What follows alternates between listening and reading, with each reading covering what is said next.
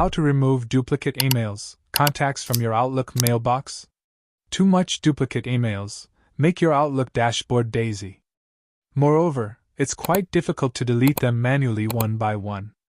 That's why we are introducing the Regain Outlook Duplicate Remover. This software allows you to instantly remove duplicate items from your Outlook PST files. To download this software, go to Google and search for Regain Outlook Duplicate Remover. Visit the first web page.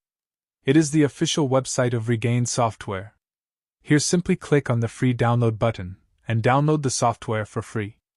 Once the software is downloaded, double-click on the exe file to start installing it.